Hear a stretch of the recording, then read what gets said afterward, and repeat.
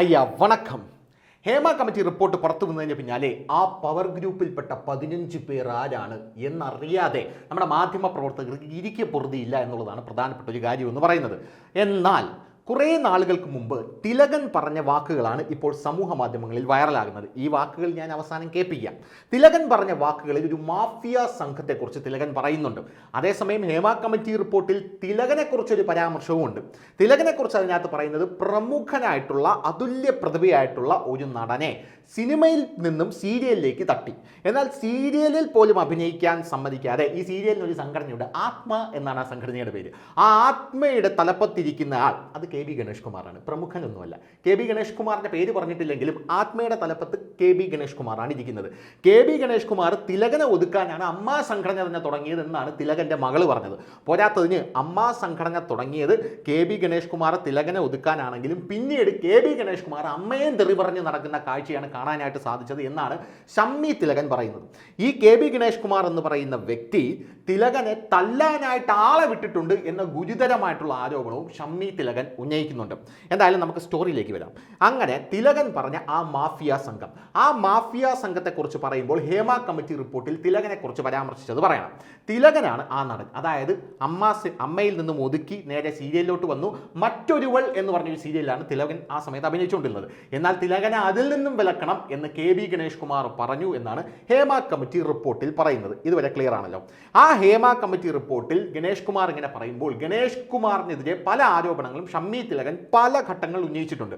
ഷമ്മി തിലകൻ തൻ്റെ രാഷ്ട്രീയ സ്വാധീനം ഉപയോഗിച്ച് ഷമ്മി തിലകനെതിരെ തിരിഞ്ഞു വന്നു. പിന്നെ ഈ കെ ബി ഗണേഷ് കുമാറിന് ഒരു എർത്തുണ്ട്. ആ എർത്തിൻ്റെ പേരാണ് പൂജപ്പുര രാധാകൃഷ്ണൻ. ഈ പൂജപ്പുര രാധാകൃഷ്ണൻ എന്ന് പറയുന്ന ആൾ കെ ബി ഗണേഷ് കുമാറിൻ്റെ പാർട്ടിയുടെ തിരുവനന്തപുരം ജില്ലാ പ്രസിഡന്റോ സെക്രട്ടറിയോ എന്തോ ആണ്. ഇയാളും തിലകനെ ഉപദ്രവിക്കാനായിട്ട് ശ്രമിച്ചു എന്ന രീതിയിൽ വളരെ വലിയ ആരോപണം ഉയർന്നിട്ടുണ്ട്. കെ ബി ഗണേഷ് കുമാർ തിലകനുമായിട്ടുള്ള ചകട വേൾഡ് ഫേമസ് ആണ്. ഷമ്മി തിലകൻ പറയുന്നത് കെ ബി ഗണേഷ് കുമാർ തൻ്റെ രാഷ്ട്രീയ സ്വാധീനം ഉപയോഗിച്ച് അമ്മയിൽ നിന്നും ഫണ്ട് തിരിമറി നടത്തി എന്ത് ചെയ്തു, അയാളുടെ മണ്ഡലത്തിൽ 2 പേർക്ക് വീട് വെച്ച് കൊടുത്തു എന്നാണ് പറയുന്നത്. ഷമ്മി തിലകൻ ഇത്തരത്തിലുള്ള ആരോപണങ്ങളൊക്കെ ഉന്നയിക്കുമ്പം അതിന് വലിയ രീതിയിലുള്ള പ്രാധാന്യം അന്ന് ആരും കൊടുത്തില്ല. എന്നാൽ ഹേമ കമ്മിറ്റി റിപ്പോർട്ട് പുറത്തു വന്ന ഈ സാഹചര്യത്തിൽ അതിന് വലിയ രീതിയിലുള്ള പ്രാധാന്യം പല ആൾക്കാരും കൊടുക്കുന്നുണ്ട്. അപ്പോൾ തിലകൻ അന്ന് പറഞ്ഞ വാക്കുകൾ മലയാള സിനിമയിൽ ഒരു മാഫിയ സംഘം പ്രവർത്തിക്കുന്നുണ്ട് എന്നാണ്. ആ മാഫിയ സംഘമാണ് തന്നെ വിലക്കുന്നത്. ക്രിസ്ത്യൻ ബ്രദേഴ്സിൻ്റെ പ്രൊഡ്യൂസറായിട്ടുള്ള സുബൈർ എൻ്റെ വീട്ടിൽ കൂരയ്ക്ക് താഴെ വന്നിരുന്ന് എനിക്ക് അഡ്വാൻസും തന്ന് 25 ദിവസം എന്നെ ബുക്ക് ചെയ്ത് പോയതിന് ശേഷം അയാൾ വിളിച്ച് പറയുന്നത്, ചേട്ടാ ഈ സിനിമയിൽ മോഹൻലാൽ അഭിനയിക്കുന്നുണ്ട്, അല്ല ദിലീപ് അഭിനയിക്കുന്നുണ്ട്, അതിനിപ്പോൾ ഞാൻ എന്നാ വേണം, അല്ല ചേട്ടൻ അഭിനയിക്കുക എന്ന് പറയുന്നത് ഒരു പ്രശ്നമുണ്ട്. ഈ സിനിമയുടെ ചിലവെന്ന് പറയുന്നത് പിന്നെ 3.5 കോടി, ഒരു 10 കോടി പോകും. അങ്ങനെ 10 കോടി പോകുമ്പോൾ അങ്ങനെ പോകാൻ പറ്റില്ലെന്നാണ് സംഘടന പറയുന്നത്. ഏത് സംഘടന? അങ്ങനെ പല സംഘടനയുണ്ടല്ലോ. ആ സംഘടന പറയുന്നത് അപ്പം നമ്മുടെ ഒരു ടാക്സും കാര്യങ്ങളെ കുറിച്ച് 10 കോടി പോകാൻ പറ്റില്ല, അതുകൊണ്ട് ചിലവ് വെട്ടിച്ചുരിക്കുന്നതിൻ്റെ ഭാഗമായിട്ട് ചേട്ടൻ വരണ്ട എന്നാണ് അന്ന് സുബൈർ തിലകനോട് പറഞ്ഞത് പറയുന്നു. എന്നിട്ട് ആ ക്യാരക്ടർ സായി കുമാറിനെ വെച്ച് അഭിനയിപ്പിച്ചു. സായി കുമാറിനെ വെച്ച് അഭിനയിപ്പിച്ചപ്പോൾ തിലകൻ പറയുന്ന ഒരു കാര്യമുണ്ട്. പണ്ട് സുകുമാരൻ എന്ന് പറയുന്ന പൃഥ്വിരാജിൻ്റെ അച്ഛന് സംഘടന വിലക്കിയ സമയത്ത് സുകുമാരൻ്റെ ക്യാരക്ടർ അഭിനയിക്കാൻ തന്നെ വിളിച്ചിരുന്നു. തന്നെ വിളിച്ചപ്പോൾ സുകുമാരനോട് താൻ വിളിച്ചു ചോദിച്ചു, എന്താണ് പ്രശ്നം, ഞാൻ ഇതിൽ ഇടപെടണോ? അതായത് സുകുമാരൻ്റെ ആ ക്യാരക്ടർ ചെയ്യാൻ എനിക്ക് താല്പര്യമില്ല, ഞാനത് വിളിച്ചു ചോദിച്ചു. അപ്പോൾ സുകുമാരൻ പറഞ്ഞത്, ചേട്ടാ ആരും എന്നെ വിളിച്ചു ചോദിച്ചിട്ടില്ല, പക്ഷേ ചേട്ടൻ അത് വിളിച്ചു ചോദിക്കാനുള്ള മാന്യത കാണിച്ചല്ലോ. അതുപോലെ ക്രിസ്ത്യൻ ബ്രദേഴ്സിൽ ഇവരെ എല്ലാം അച്ഛനായിട്ട് അഭിനയിച്ച സായി കുമാർ തന്നെ അത് വിളിച്ചു ചോദിക്കാനുള്ള ഒരു മാന്യത പോലും കാണിച്ചില്ല. അല്ലെങ്കിൽ അയാളത് മാറി നിൽക്കണമായിരുന്നു അതിൽ നിന്ന്. ധാർമ്മികമായിട്ടുള്ള ഉത്തരവാദിത്തമല്ലേ? ഒരു തൊഴിലാളിയുടെ തൊഴിലില്ലാതാക്കലല്ല ഈ സംഘടനകളുടെ എല്ലാം ജോലി എന്ന് പറയുന്ന രീതിയിൽ തിലകൻ കാര്യങ്ങൾ സംസാരിച്ചിരുന്നു. ആ വീഡിയോ ആണ് ഇപ്പോൾ സമൂഹ മാധ്യമങ്ങളിൽ അതിഭീകരമായിട്ട് വൈറലായിക്കൊണ്ടിരിക്കുന്നത്. എന്തായിരുന്നാലും ഗണേഷ് കുമാർ എന്ന് പറയുന്ന വ്യക്തിക്കെതിരെ പണ്ടും ഇപ്പോഴും വലിയ രീതിയിലുള്ള ആരോപണങ്ങളുണ്ട്. ഈ ഗണേഷ് കുമാർ എന്ന് പറയുന്ന വ്യക്തി നമുക്കറിയാം, എല്ലാവരെയും പുച്ഛിച്ച് നടക്കുന്ന ഒരു വ്യക്തിയാണ് ഗണേഷ് കുമാർ. ഇപ്പോൾ പൊതുഗതാഗത വകുപ്പ് മന്ത്രിയാണ്. ഈ ഗണേഷ് കുമാറിനെതിരെ വിനയനും ആരോപണം ഉന്നയിച്ചു. വിനയൻ ആരോപണം ഉന്നയിപ്പിച്ചപ്പോൾ അതിനെ അർഹിക്കുന്ന അവജ്ഞതയോടെ ഗണേഷ് കുമാർ തള്ളിക്കളഞ്ഞു. ഹേമ കമ്മിറ്റി റിപ്പോർട്ട് പുറത്തു വന്നപ്പോൾ ആ പവർ ഗ്രൂപ്പ് ആരാണെന്നുള്ള ചർച്ചയിൽ അതിൽ ഒരു മന്ത്രി ഉണ്ടെന്നാണ് വിനയം പറഞ്ഞത്. പോരാത്തതിന് പണ്ട് നമ്മുടെ തിലകൻ പറഞ്ഞ ആ പവർ ഗ്രൂപ്പിനകത്ത് മോഹൻലാൽ, ദിലീപ്, പോരാത്തതിന് അതിനകത്ത് വേറൊരാൾ കൂടെ ഉണ്ട്. അതാണ് ഫെഫ്റ്റയുടെ പ്രസിഡന്റായിട്ടുള്ള ബി ഉണ്ണികൃഷ്ണൻ, മിസ്റ്റർ ഫ്രോഡ് അല്ല, സിനിമ എടുത്തതാണ്. ആ പുള്ളിക്കാരൻ്റെ സിനിമയാണ് മിസ്റ്റർ ഫോർഡ്. അങ്ങനെ ബി ഉണ്ണികൃഷ്ണൻ അടക്കമുള്ള ആൾക്കാർ അതിനകത്തുണ്ടായിരുന്നു എന്ന് ആ സമയത്ത് തിലകൻ ഉന്നയിച്ചിരുന്നു. ആ സമയത്തെ പവർ ഗ്രൂപ്പാണ് ഇത് എന്നുള്ള രീതിയിൽ മാഫിയ സംഘം എന്നാണ് തിലകൻ ആ സമയത്ത് ഇവരെ കുറിച്ച് പറഞ്ഞുകൊണ്ടിരുന്നത്. അപ്പോൾ ഇത്രയും വലിയ രീതിയിലുള്ള മാഫിയ സംഘം ഉണ്ട് എന്ന് തിലകൻ അന്ന് വിളിച്ച് പറഞ്ഞതിന് ശേഷം അതിന് വലിയ വിലയൊന്നും കിട്ടിയില്ല. വില കിട്ടിയില്ലെന്ന് മാത്രമല്ല, തിലകനെ അതിഭീകരമായിട്ട് ഒതുക്കുകയും ചെയ്തു ആ അതുല്യ കലാകാരൻ മൺമറഞ്ഞു. അതിനുശേഷം ഇപ്പോൾ ഹേമ കമ്മിറ്റി റിപ്പോർട്ട് വന്നപ്പോഴാണ് ആ പവർ ഗ്രൂപ്പ് നടത്തുന്ന വളരെ വലിയ കാര്യങ്ങൾ. പക്ഷേ ഇവിടുത്തെ പവർ ഗ്രൂപ്പ് ഇവരാണോ എന്ന് ഉറപ്പില്ല. കാരണം ഉറപ്പില്ലാത്തത് മൊത്തം പ്രമുഖന്മാരാണല്ലോ. കാരണം ഇതിനകത്ത് പ്രമുഖന്മാരുടെ കളിയാണ്. ഇത് ആരെങ്കിലും ഒരാളെ പേര് പുറത്തു വിടാന്ന് പറഞ്ഞാൽ സർക്കാർ പറയും നെഹി എന്ന് പറഞ്ഞാൽ നെഹി. പോക്സോ അടക്കം നടത്തിയ പ്രമുഖന്മാർ ഇതിനകത്തുണ്ട്. അതായത് കുട്ടികൾക്ക് നേരെയുള്ള ലൈംഗികാതിക്രമം അത് നടത്തിയ പ്രമുഖന്മാരുടെ പേര് പോലും പുറത്തുവിടാതെ സർക്കാർ പറയുന്നത് വിടില്ല വിടില്ല വിടില്ല വിടില്ല വിടില്ല. നമ്മുടെ മിഞ്ഞാര സിനിമയിൽ തിലകൻ വാളും കൊണ്ട് വരുമ്പോൾ പപ്പു ചാടി ഇറങ്ങി ഓടുന്ന ഒരു സീനുണ്ട്. അപ്പോൾ തിലകൻ കതക് തുറക്കാൻ ശ്രമിക്കുമ്പോൾ തുറക്കൂലടാ ഐ നോ ഓപ്പൺ ബ്ലഡി പട്ടി എന്ന് പറയുന്ന ഒരു സീനുണ്ട്. അതുപോലെയാണ് സർക്കാരിൻ്റെ കാര്യം. ഇത് ഞങ്ങൾ പുറത്ത് വിടൂലടാ എന്ന് പറഞ്ഞുകൊണ്ടിരിക്കുകയാണ് സർക്കാർ. സർക്കാരിന് വേണമെങ്കിൽ സ്വമേധയാ കേസെടുക്കാം, അതും ചെയ്യൂല എന്ന് പറഞ്ഞുകൊണ്ടിരിക്കുകയാണ്. പക്ഷേ നമ്മുടെ മാധ്യമപ്രവർത്തകരെല്ലാം സൈഡിൽ കൂടെ അവിടെ കൂടെയൊക്കെ ഇങ്ങനെ പെരിച്ചാഴി മാന്തും പോലെ മല മാന്തും പോലെ ഇങ്ങനെ തോണ്ടിക്കൊണ്ടിരിക്കുകയാണ്. ഇത് ആരാണെന്ന് അറിയാനായിട്ട്. റിപ്പോർട്ടർ ടി വിയിലെ അരുൺകുമാറൊക്കെ ആണെങ്കിൽ നെട്ടോട്ടം ഓടുകയാണ്. പല നടിമാരും വിളിക്കുമ്പോൾ അവരുടെ അട്രോസിറ്റീസ് പറയാനായിട്ട് വിളിക്കുമ്പോൾ പേര് പറ ഒക്കെ ധൈര്യമായിട്ട് പറഞ്ഞു നമ്മൾ ഇരിക്കുകയല്ലേ എന്നുള്ള രീതിയിൽ. അങ്ങനെ കഴിഞ്ഞ ദിവസം ഒരു നടി പടവെട്ട് എന്ന സിനിമയിലെ സംവിധായകൻ്റെ പേര് ഒച്ചത്തിൽ വിളിച്ചു പറയുന്നത് നമ്മൾ കണ്ടതായിരുന്നു. ഒരു ചാകര കിട്ടിയ ആഘോഷമായിരുന്നു അരുൺകുമാർ എന്ന് പറയുന്നത്. ആ ആരോപണം നേരത്തെയും വന്നിട്ടുണ്ട്. അപ്പോൾ ഇവരൊന്നും മൈൻഡ് ചെയ്യില്ല. ഹേമ കമ്മിറ്റി റിപ്പോർട്ട് പുറത്ത് വന്നിട്ട് ഇത്തരത്തിലുള്ള ആരോപണം കൂടെ വരുമ്പോൾ ഒരു ഗുമ്മൊക്കെ ഉണ്ട് എന്ന് പറഞ്ഞ രീതിയിലാണ് ചർച്ച ചെയ്യാനായിട്ട് കയറിയിരിക്കുന്നത്. എന്തായാലും തിലകൻ അന്ന് പറഞ്ഞ വാക്കുകൾ നമുക്കൊന്ന് കേട്ടുമല്ല. എനിക്ക് അമ്മയോട് ബഹുമാനമാണ്. എന്നെ പെറ്റമ്മയോടും അമ്മ എന്ന സംഘടനയോടും എനിക്ക് ബഹുമാനമാണ്. ഒരാൾ പോലും അമ്മയ്ക്കെതിരായി തിലകൻ സംസാരിച്ചു എന്ന് പറയരുത്. അങ്ങനെ പറയുന്നുണ്ട്. അതെന്നെ ബ്ലെയിം ചെയ്യാൻ വേണ്ടിയാണ്. ഞാൻ തുറന്നു പറയുന്നു, അമ്മയോട് എനിക്ക് ബഹുമാനമാണ്, അമ്മ എന്ന സംഘടനയോടും. പക്ഷെ ആ സംഘടനയിലിരിക്കുന്ന എക്സിക്യൂട്ടീവിലെ ചില അംഗങ്ങൾ ചെയ്യുന്ന പ്രവൃത്തികൾ വളരെ മോശമാണ്. ഒരു മാഫിയ പോലെയാണ്, തീവ്രവാദപരമാണ്. അതുപോലെ തന്നെ ഫെഫ്കയിലും. ഇനി പറയാം ക്രിസ്ത്യൻ ബ്രദേഴ്സിന് എന്ത് സംഭവിച്ചു എന്ന്. ക്രിസ്ത്യൻ ബ്രദേഴ്സ് എന്ന ചിത്രത്തിന് വേണ്ടി അതിന്റെ പ്രൊഡ്യൂസറായ ഈ സുബൈർ എന്ന് പറയുന്ന ഒരു സുഹൃത്ത് എന്റെ ഈ വീട്ടിൽ വന്ന് ഇവിടെ വന്നിരുന്ന് ഈ കസേരയിൽ ഇരുന്നിട്ട് എന്നോട് വളരെയധികം സംസാരിച്ചു. അതിനു മുമ്പ് അദ്ദേഹം എന്നോട് സംസാരിച്ചിട്ടുണ്ട്. മീശമാധവൻ എന്ന പടത്തിന്റെ പ്രൊഡ്യൂസറാണ് ഞാനെന്ന്. മീശമാധവനിൽ അഭിനയിച്ച പ്രധാന നടൻ എന്റെ ശത്രുവാണെങ്കിൽ പോലും അദ്ദേഹത്തിന് എന്നോട് വലിയ സ്നേഹമായിട്ടാണ് സംസാരിച്ചത്. ഞാൻ എന്റെ ബാപ്പയെ പോലെ കാണുന്നു എന്ന് പറഞ്ഞു. ഞാനും എന്റെ ഒരു മകന്റെ സ്ഥാനത്ത് വിളിച്ചോട്ട് സംസാരിച്ചു. ഞാൻ ഇനിയും വരും ചേട്ടനെ കാണാൻ പറഞ്ഞു. അങ്ങനെ രണ്ടാമത് വന്നത് ക്രിസ്ത്യൻ ബ്രദേഴ്സ് എന്നുള്ള ചിത്രത്തിന് എന്നെ ബുക്ക് ചെയ്യാൻ വേണ്ടിയാണ്. ഞാൻ പറഞ്ഞ തുകയ്ക്ക് അദ്ദേഹം സമ്മതിച്ച് എനിക്ക് അഡ്വാൻസ് നിന്ന് എന്നെ ബുക്ക് ചെയ്യുന്നു. എന്റെ 25 ദിവസമാണ് മേടിക്കുന്നത്. പക്ഷേ ഈ പറയുന്ന ചിത്രം ഈ ക്രിസ്ത്യൻ ബ്രദേഴ്സ് നടന്നില്ല. അതിന് സുബൈർ എന്നെ വിളിച്ച് പറഞ്ഞ കാരണം ഇത് ചേംബർ ഓഫ് കൊമേഴ്സുകാർ സമ്മതിക്കുന്നില്ല. കാരണം 3.5 കോടി രൂപയിൽ കൂടുതൽ കോസ്റ്റ് ഓഫ് പ്രൊഡക്ഷൻ വരുന്ന ചിത്രങ്ങൾ അനുവദിക്കുകയല്ല എന്നൊരു തീരുമാനമുണ്ട്. അതുകൊണ്ട് സമ്മതിക്കും. ഇതൊരു 10 കോടി രൂപയെങ്കിലും വരും. ഇതിൽ മോഹൻലാലും ദിലീപും പിന്നെ വേറെ ചിലരൊക്കെ അഭിനയിക്കുന്നുണ്ട്. തമിഴ് നടനായ ഒരു അർജുൻ അഭിനയിക്കുന്നുണ്ട്. എന്റെ കൂടെ അഭിനയിച്ചിട്ടുള്ള ആളാണ്. അതുകൊണ്ട് ഇവരുടെ അച്ഛനായിട്ടാണ് ചേട്ടൻ അഭിനയിക്കേണ്ടത്. ചേട്ടനല്ലാതെ മറ്റൊരാളെ ഞാൻ കാണുന്നില്ല, മറ്റൊരാളില്ല എന്ന് വ്യക്തമായിട്ട് സുബൈർ എന്റെ വീട്ടിലിരുന്ന് എന്റെ കൂരയ്ക്ക് താഴെ ഇരുന്ന് പറഞ്ഞാണ്. എന്തുകൊണ്ട് ഈ സുബൈർ എന്നെ മാറ്റി? ഞാൻ സുബൈറിനെ വിളിച്ച് ചോദിച്ചു, നേരിട്ട് വിളിച്ചു, എന്ത് പറ്റി സുബൈറെ? സുബൈർ എന്നോട് പറഞ്ഞത്, ചേട്ടാ അവര് സമ്മതിക്കുന്നില്ല. ഞാൻ ആരാണീ അവരെന്ന് വെച്ചാൽ അത് പിന്നെ ഈ ഫെഫ്ക. അമ്മയൊന്നും പറഞ്ഞില്ല കേട്ടോ, അമ്മയൊന്നും പറഞ്ഞിട്ടില്ല, അമ്മ പറഞ്ഞിട്ടേ ഇല്ല. അപ്പൊ എനിക്ക് മനസ്സിലായി ഫെഫ്കയേക്കാൾ വലിയ ഒന്നാം പ്രതി അമ്മയാണെന്ന്. ഞാൻ സുബൈറിനോട് ചോദിച്ചു, ഇവർക്കെന്ത് കാര്യം ഇത് പറയാൻ? ഈ ഫെഫ്കയ്ക്ക് എന്ത് കാര്യം ഇത് പറയാൻ? ഒരു സംഘടന ഒരു തൊഴിലാളിയുടെ തൊഴിലെ നിഷേധിക്കലാണോ ഉപരോധിക്കലാണോ ഒരു സംഘടനയുടെ കർമ്മം? അതാണോ അവരുടെ നയം എന്ന് ഞാൻ ചോദിച്ചു. അപ്പൊ പറഞ്ഞ് അത് അവരങ്ങനെ പറയുന്നുണ്ട് ചേട്ടാ, അവരുടെ നയം അതല്ലെന്ന് പറയുകയും അവർ അണ്ടർഗ്രൗണ്ടിലൂടെ അങ്ങനെ ചെയ്യുകയും ചെയ്യുന്നു എന്ന് പറഞ്ഞു. ഞാൻ പലയിടത്തും വിളിച്ചന്വേഷിച്ചു, ഇങ്ങനെ ഉണ്ടോ ഒരു സംഗതി. അപ്പൊ ശരിയാണ്. എന്റെ കൂടെ അഭിനയിച്ചിട്ടുള്ള മാളയ അരവിന്ദൻ, ക്യാപ്റ്റൻ രാജു, ഇങ്ങനെയുള്ള പലരുണ്ട്. അവരെ എല്ലാം നിരോധിച്ചിരിക്കുകയാണ്.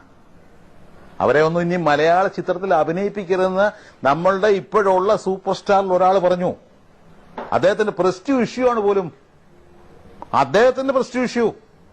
അപ്പം ഇവിടുത്തെ മലയാള സിനിമ എന്ന് പറഞ്ഞാൽ ആ സൂപ്പർ സ്റ്റാർ എന്നർത്ഥം. പണ്ട് രാഷ്ട്രീയക്കാർ പറഞ്ഞല്ലേ, കരുണാകരൻ എന്ന് പറഞ്ഞാൽ കോൺഗ്രസ്, കോൺഗ്രസ് എന്ന് പറഞ്ഞാൽ കരുണാകരൻ എന്ന് പറഞ്ഞുണ്ടാക്കിയതുപോലെ മലയാള സിനിമയിൽ ഇനി അഭിനയിക്കേണ്ടെന്ന് ഞാൻ 2 പ്രാവശ്യം തീരുമാനിച്ചാണ്. അപ്പോഴൊക്കെ പ്രേക്ഷകരുടെ കത്തും മറ്റുള്ള ചില പ്രേരണയാണ്, ചില പുരസ്കാരങ്ങൾ കിട്ടിയത് കൊണ്ടാണ് ഞാൻ വീണ്ടും നിന്നത്. ഇപ്പോഴും ഞാൻ ആ വക്കത്ത് നിൽക്കുകയാണ്. മലയാള സിനിമയിൽ നിന്ന് ആത്മഹത്യ ചെയ്യാൻ ഞാൻ തീരുമാനിച്ചിരിക്കുകയാണ്. ഞാൻ പലരെയും വിളിച്ചു ചോദിച്ച കൂട്ടത്തിൽ ഞാൻ ഈ ഫെഫ്കയുടെ ജനറൽ സെക്രട്ടറിയെ വിളിക്കാൻ പ്ലാനിട്ടു. പക്ഷെ അദ്ദേഹത്തെ എനിക്ക് വലിയ പരിചയമില്ല. അദ്ദേഹം ഒരിക്കൽ നേരറിയാൻ CBI എന്നുള്ള ലൊക്കേഷൻ വെച്ച് എന്നെ ഇങ്ങോട്ട് ഒന്ന് പരിചയപ്പെടുകയും ഞാൻ ആവശ്യപ്പെടാതെ എനിക്കൊരു ക്യാരക്ടർ എഴുതാൻ പോവാണ്, ഈ ക്യാരക്ടറിൽ ചേട്ടനല്ലാതെ മറ്റൊരാൾ അഭിനയിക്കാൻ നിൽക്കത്തില്ല എന്ന് വരെ പറഞ്ഞ ആളാണ്. പിന്നെ അദ്ദേഹത്തിന്റെ മുഖം മാറിയതായിട്ട് ഞാൻ പലരും പറഞ്ഞു കേട്ടു. ഞാൻ വിനയൻ എന്ന് പറഞ്ഞ സംവിധായകന്റെ പടത്തിൽ അഭിനയിച്ചതാണ് അവർ പറയുന്ന കുറ്റം. വിനയനെ സംബന്ധിച്ച് പലർക്കും വിപരീത അഭിപ്രായം ഉണ്ടാകാം. അദ്ദേഹം കുറ്റക്കാരനാണെന്ന് പറയുന്നവരുണ്ടാകാം, അല്ലെന്ന് പറയുന്നവരുണ്ടാകാം. അതെനിക്ക് പ്രശ്നമല്ല, അത് തെളിയേണ്ട കാര്യമാണ്. വിനയന്റെ പടത്തിൽ തിലകൻ അഭിനയിക്കരുത് എന്ന് പറയാൻ ആർക്കാണ് അവകാശം? ഞാൻ പ്രേക്ഷകരോട് ചോദിക്കുന്നു. അഭിനയിക്കരുതെന്ന് പറയാൻ പ്രേക്ഷകർക്കേ അവകാശമുള്ളൂ. എന്ന് നിങ്ങൾ തിലകൻ അഭിനയിക്കരുതെന്ന് പറയുന്നു, അന്ന് നിർത്താൻ ഞാൻ തയ്യാറാണ്. നിങ്ങൾ ഒരു കാര്യം മനസ്സിലാക്കണം, ഒരു നടന് തൊഴിലാണ് അവൻ അഭിനയിക്കുക എന്ന് പറയുന്നത്, പക്ഷെ കലയും കൂടാണ്, വെറും തൊഴിലല്ല. കല നമ്മുടെ സമൂഹത്തിന് ആവശ്യമാണ്. അതില്ലാതൊരു സമൂഹം ഒരിക്കലും നല്ല രീതിയിൽ പോകില്ല. അതില്ലാതെ വരുന്നതിന്റെ കുഴപ്പം ഇന്ന് നമ്മുടെ സമൂഹത്തിലുണ്ട്.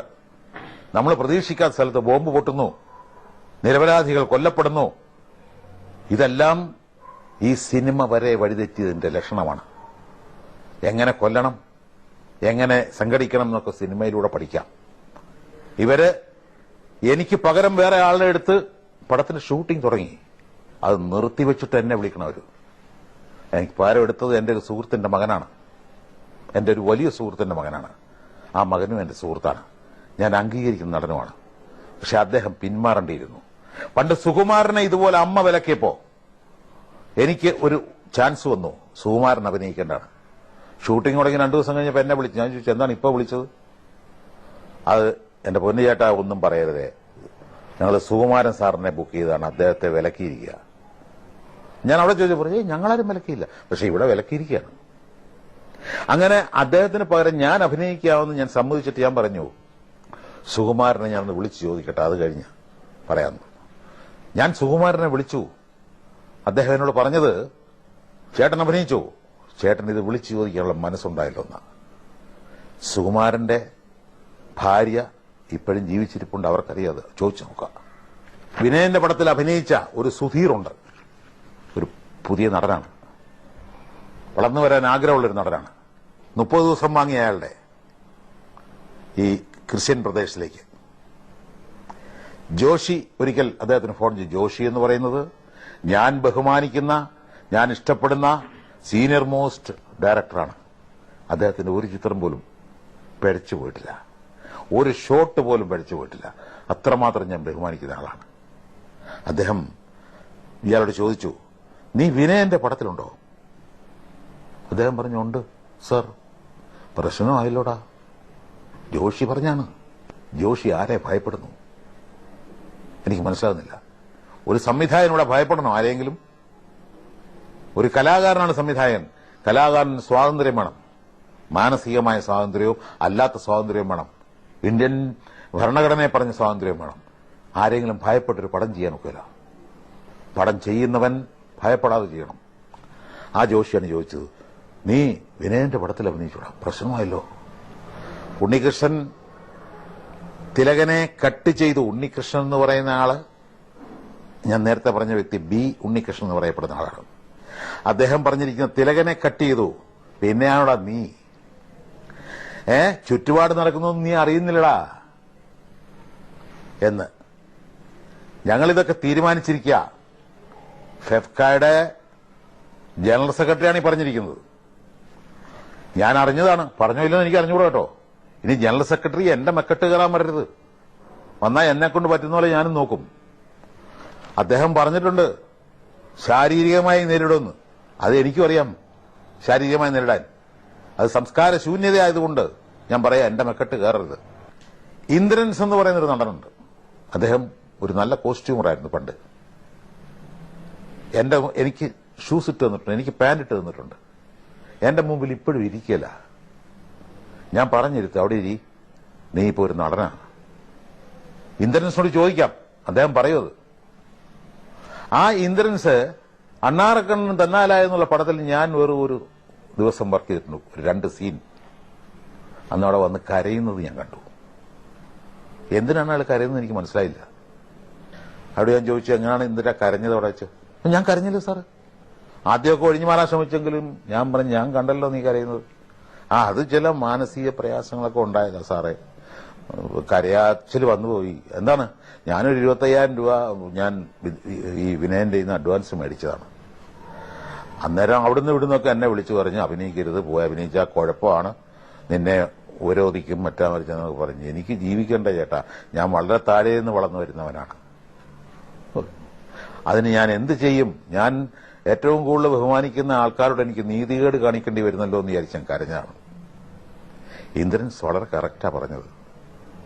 അങ്ങനെ പലരെയും ബുദ്ധിമുട്ടിച്ചുകൊണ്ടാണ് ഇവിടെ ചില മാഫിയ സംഘങ്ങൾ സിനിമ ഉണ്ടാക്കുന്നത്. കൂടുതൽ വാർത്തകളും വിശേഷങ്ങളും നിങ്ങളിലേക്ക് എത്താൻ ABC മലയാളം സബ്സ്ക്രൈബ് ചെയ്യുക, ബെൽ ബട്ടണും അമർത്തുക.